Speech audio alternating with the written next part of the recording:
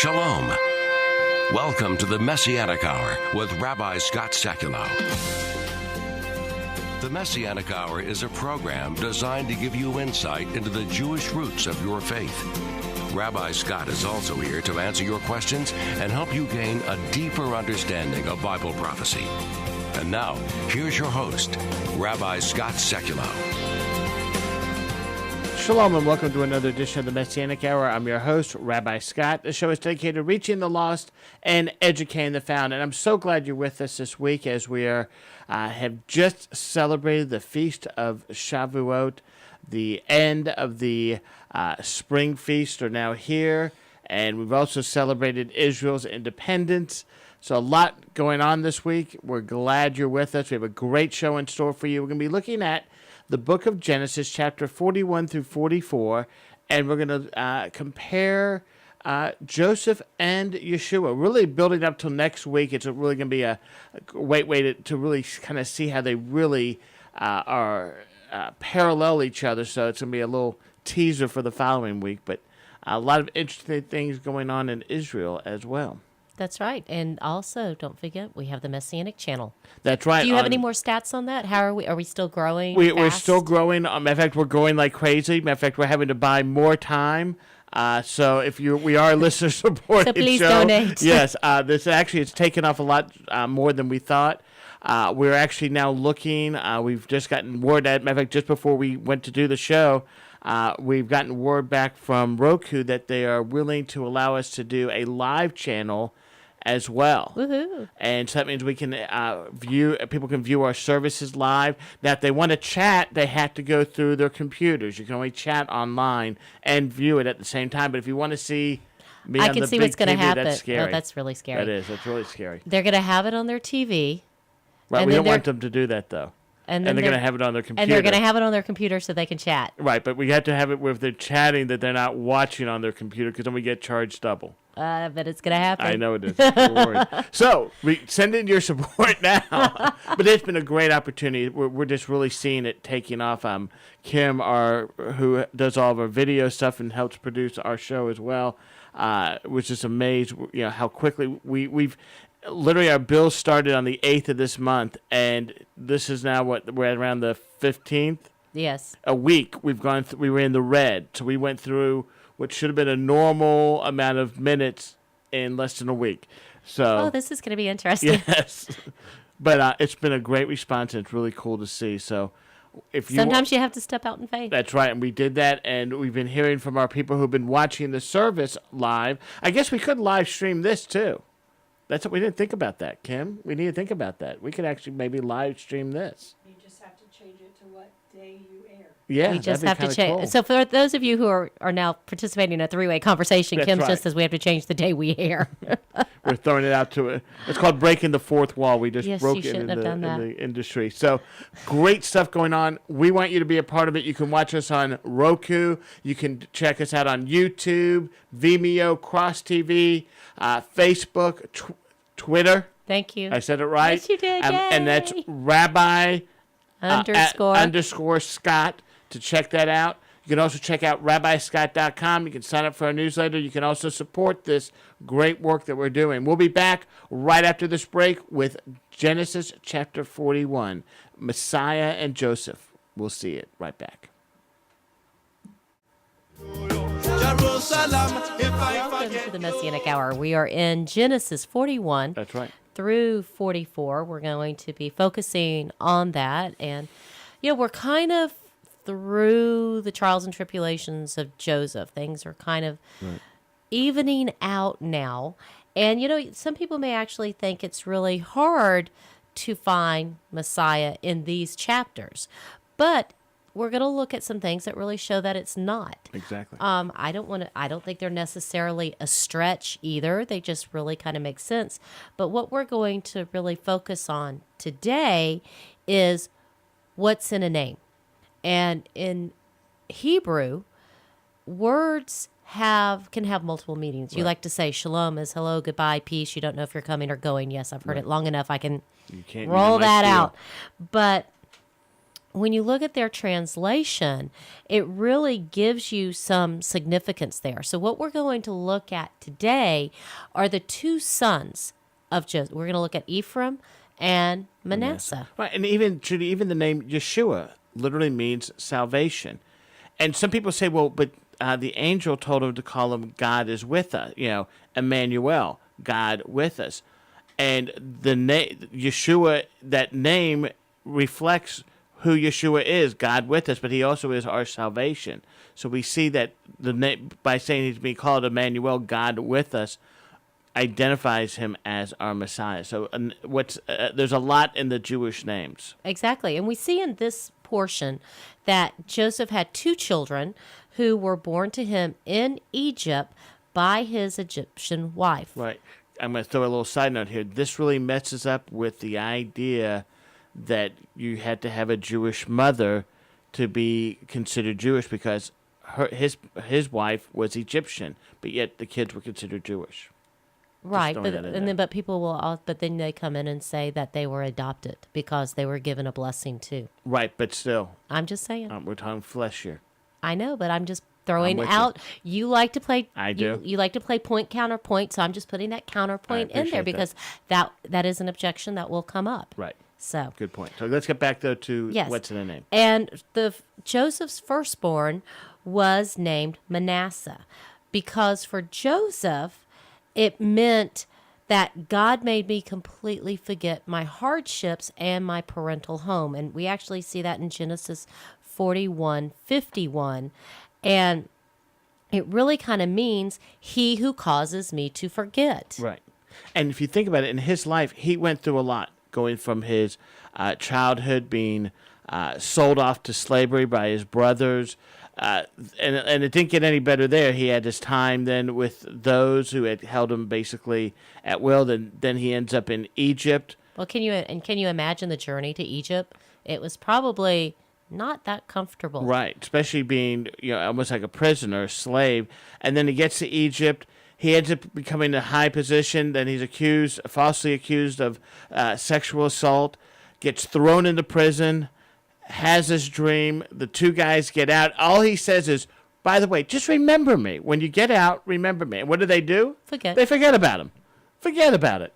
And so we see here that he's in prison, then another situation happens, and finally, through all that perseverance and all that trials and tribulations, God does truly bless him under Pharaoh, and that's what we see here as well. Well, and there's another way that can look at this, and this was usually, as you said, a result of some type of misfortune, and we know that there was a lot of misfortune in his life.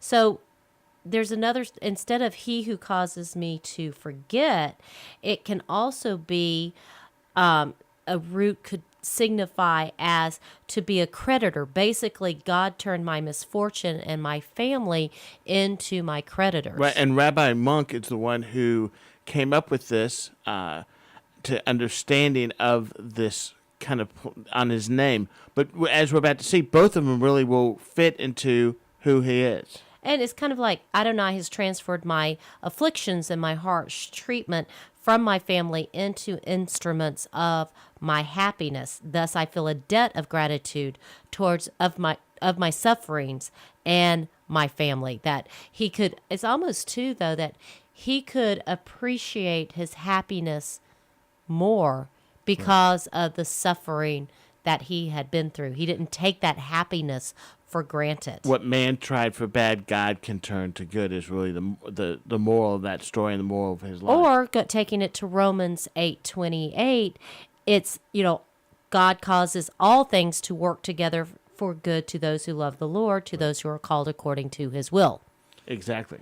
So and when we see that really being called to his will, who are those who are called to his will? Those that God loves. And according to Romans chapter 8, like you're talking about, the answer really is found in verse 29 and 30. It is those whom God foreloved, or meaning foreknew. And we see this connection of how it comes together. And we know, too, that those whom he called, he's called in this day and age, he's called us to believe in Messiah. Right. And, and we see those parallels in Joseph and Messiah, but basically we need to have that same kind of confidence in the will of God that Joseph did and that Joseph expressed by naming his son Manasseh. Right. So we really see that connection there, but he had another son, Ephraim. And so let's look at Ephraim now. And Ephraim can mean fertile land or pasture land. And it really speaks to fruitfulness and fertility. And according to Joseph's own intention, was the name to signify that God has made me fertile in the land of my affliction. Right.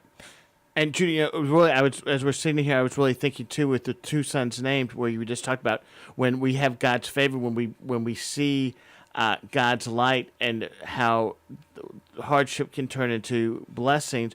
We also see this as may I bear fruit. We see the fruit by accepting Yeshua as our Messiah. The fruit of our life is what shows people we are truly in Messiah. And so with the two names, we really see how that comes together as well in our Messiah. And, we know that Egypt wasn't his home. Egypt was really a land of affliction for him. But to bring that truth to us about our life in Messiah and what he wants us to do and what he wants to do through us is to basically remind us that even through that land of affliction, he hasn't forgotten us. And, when we choose to live for the Holy One, life on this planet is going to be a land of affliction. We weren't promised the the mountaintops the whole time. We weren't promised the easy way. We were promised to have hardships. Right. But James 1, 2 through 4, get that out right, encourages us that we should consider it joy when we have trials and tribulations. Right. I kind of, my message last week, which people can check out on the web, and really kind of dealt with this, with the fact of how we see in Paul's situation, where Paul was being tried and going through all this, that ends up being shipwrecked, and yet he knows it's in God's plan. God has a plan, and this plan is to get him to Rome. And so we can see how when, even through those trials and tribulations that we go through, in the long run, God has an ultimate purpose. And that's really what I really want to let people understand and focus in on. You might be going through something right now, but you have to realize that God's in control, and he has a purpose that we might not be able to see or understand, but that if we keep our faith in that God will see us through it, and that's really an important part. Well, and also that he intends for us to bear fruit while we're in the midst of the trial, while we're in the midst of the affliction. We don't need to just, bury our head in the sand, woe is me, I can't do anything about this. He expects us to still bear fruit. Right. And by bearing fruit, I think it shows evidence of our faith in him, that we haven't just given up. We haven't figured that God's abandoned us. We're still staying the course. Right. Job's a great example. He loses everything. His friends even say, just curse God so you can get over with and be killed, But yet he never does. He gives God the glory through the whole thing. And not only does God bless him in return, he makes even greater than before. And that's really what we had to realize is God's plan for us as followers of Messiah. It's not necessarily an easy street, but the advantages of staying on his course will far outweigh the advantages of staying in the flesh. And that's really the focus, what we see here, and we see through these names how they're pointing us to Messiah. It's great to understand we see Messiah all throughout the Torah. That's the purpose of the Torah, is to lead us to Messiah. Next week, we're going to look even more into the life of Joseph and Yeshua and how they parallel one another. It is absolutely amazing. But until that time, we're going to be coming back right after this break, and we'll be talking more about what's going on in Israel and other interesting things. So check out the website, rabbiscott.com. We'll be back right after this.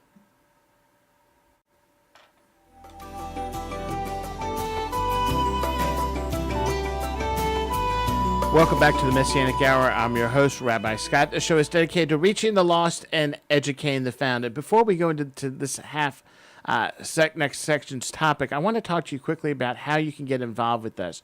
You can go to our website, rabbiscott.com. There you'll find a place to plant a tree in Israel. You get a beautiful certificate that will recognize a memory of someone or an honor of someone. We're getting ready in just a couple weeks to have Natalie's bat mitzvah, and then when we go to Israel the following week, we'll actually be planting trees in the land, and it's a great way to do it. But we can do that for you throughout the year, and it's a great way to do it.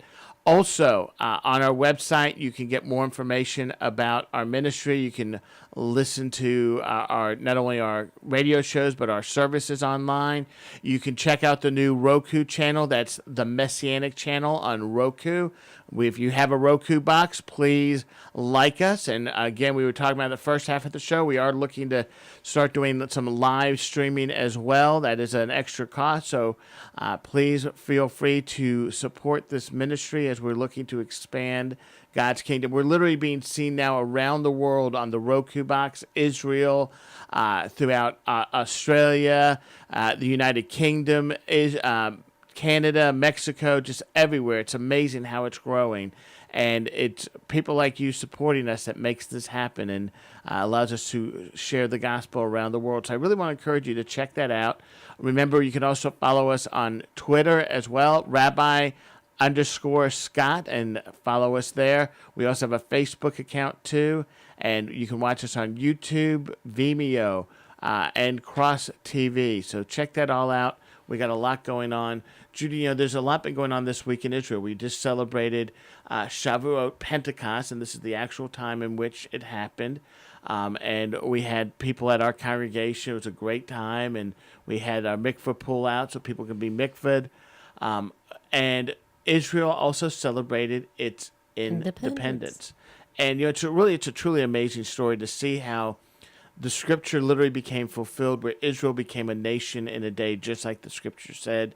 The UN votes on it, and I've seen videos of them. Literally, you hear them saying they were counting the countries as it was going to be.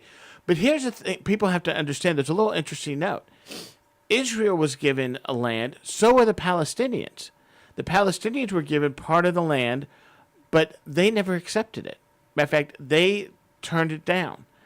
And so when we have this battle now that's been going on, matter of fact, we had the 6-day war that broke out.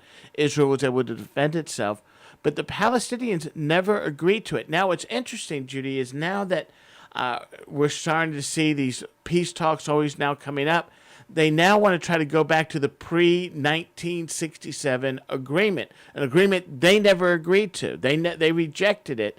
But what we have to understand is part of that agreement, if you go back to the pre-67, not post-67, post-67 is basically what we have right now, but pre-67, Jerusalem becomes under the control of the Palestinians. Becomes divided again.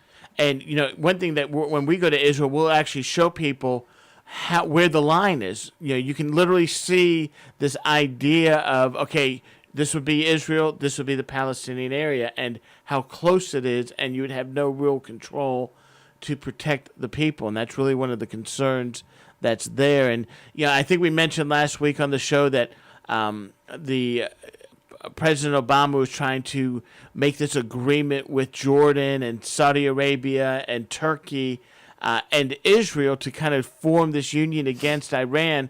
Well, this past week, the Jordans kind of nixed that one as they kicked out all the Israeli ambassadors. Why did they do it? Because the Palestinians were throwing rocks at the Jewish people worshiping at the wall, and because Israel tried to stop it, we're the bad guys. And so we see how that takes place. So Israel, even though it's been an independent nation, has had to go through a lot. Well, and think about where Israel has come since 1967. I mean, they inherited desert. They inherited swampland. Right. There wasn't a lot there.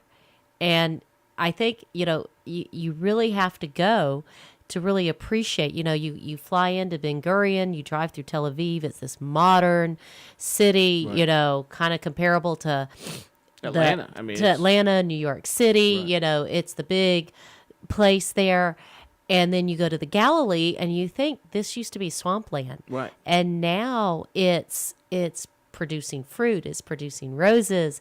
It's just amazing where they've come from and the advancements that the Israelis have made. One of my favorite places, and we're going on this trip, is Mount Bentel. And Mount Bentel is, when I went as a teenager, I stayed at the kibbutz that was right under this mountain.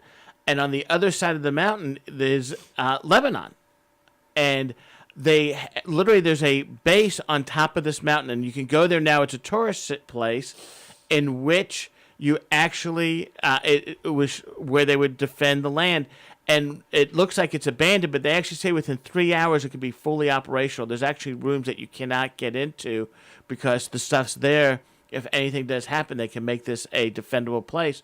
But you look over onto the other side, you see on one side Israel, where it's all lush and green, and the other side it's just wasteland. It's desert. It's amazing. I don't know the number off the top of my head, but it's amazing how many Nobel Peace Prizes Israelis have won. Right. And in fact, there's a plant in the northern Galilee that produces advanced armor technology that our soldiers use. Right.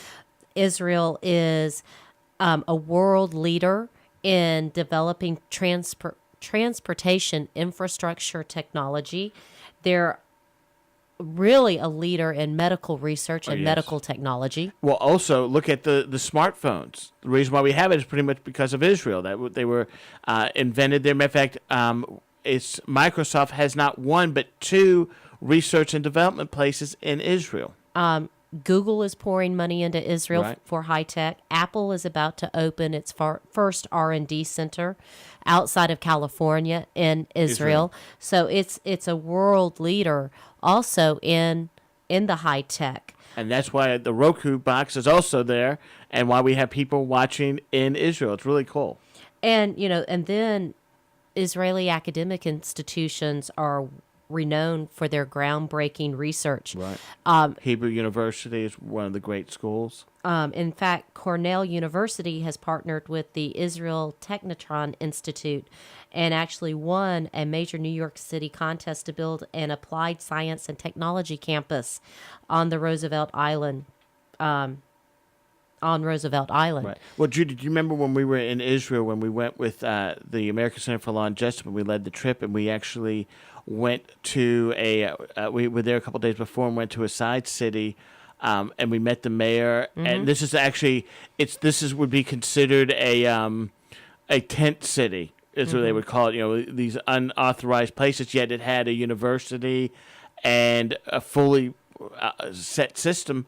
Had an arts center and all this, and NASA was actually doing work there with telescopes through that work. So it's amazing to see how this little country, 65 years ago, was under war on the verge of destruction, and how in such a short time it's literally become a world leader. And Israel is really one of the ones with their emergency response. Yeah. When there is a disaster somewhere in the world, they're the first ones to send people. I mean, their response to the earthquake in Haiti, that was 3 or 4 years ago now, was just phenomenal. And there's actually, they had it set up within 24 hours, a fully functional hospital.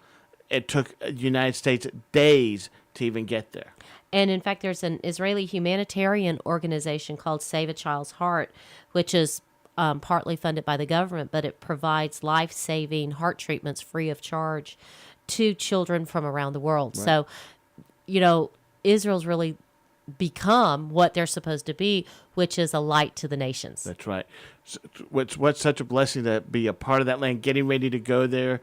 Israel, born again, just like God promised. It's prospering, it's blessing. And that's where we come in. We need to bless Israel as well. I really want to encourage you, visit our website, rabbiscott.com. Remember, we are a listener-supported show. You can check that out. Sign up for our free email newsletter right there online. Check us out on Twitter at Rabbi_Scott. We want to see you also on Vimeo and YouTube, so check that all out. Until next week, this is Rabbi Scott and Judy saying shalom and pray for the peace of Jerusalem.